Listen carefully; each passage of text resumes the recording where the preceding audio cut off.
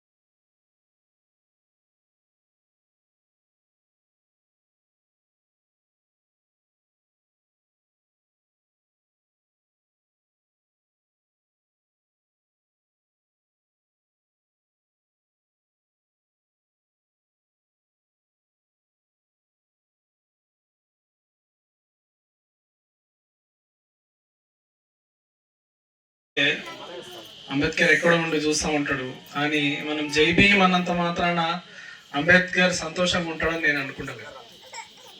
మనమంతా ఎదిగినప్పుడే అంబేద్కర్ హ్యాపీగా ఉంటాడు.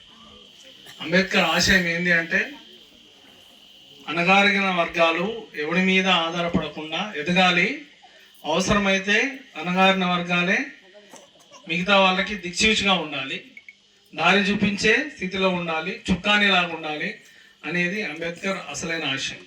ఇందాక పెద్దలు చెప్పారు, అంబేద్కర్ ఏ స్థాయి నుంచి, ఇలాంటి ఒక పల్లెటూరు నుంచే చాలా పేద కుటుంబం నుంచి స్కూల్లో వివక్షను ఎదుర్కొని, కాలేజీలో వివక్షను ఎదుర్కొని, సమాజంలో వివక్షను ఎదుర్కొని, మన దేశంలో చదువుకొని, విదేశాల్లో చదువుకొని, లెక్కలేనన్ని డిగ్రీలు తీసుకొని, రాజకీయంలో కూడా కొంత వివక్షను ఎదుర్కొని, అయినా కూడా మనకేమి ఇవ్వాలో అది ఇచ్చే వరకు విశ్రాంతి తీసుకోలేదు.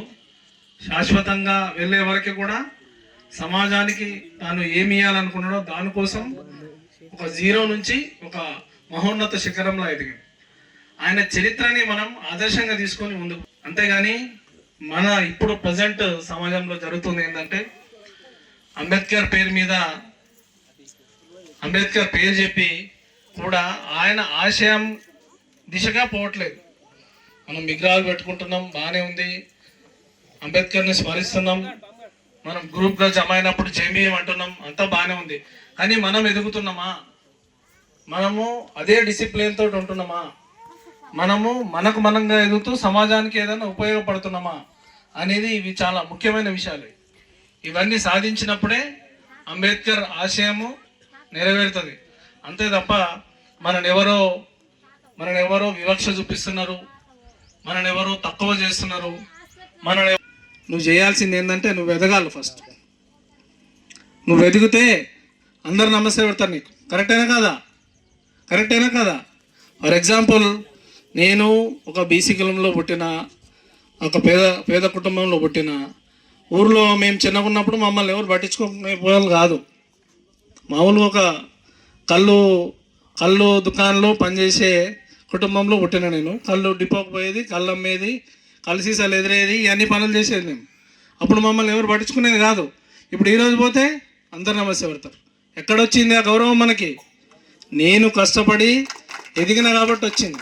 అంబేద్కర్ అది చెప్పిండు, నువ్వు ఎదుగు, నువ్వు నిజాయితీగా కష్టపడు, నువ్వు ఎదిగితే ఆటోమేటిక్గా అందరు నమస్తే పెడతారు. మరిన్ని అప్డేట్స్ కోసం మా ఛానల్ని సబ్స్క్రైబ్ చేయండి.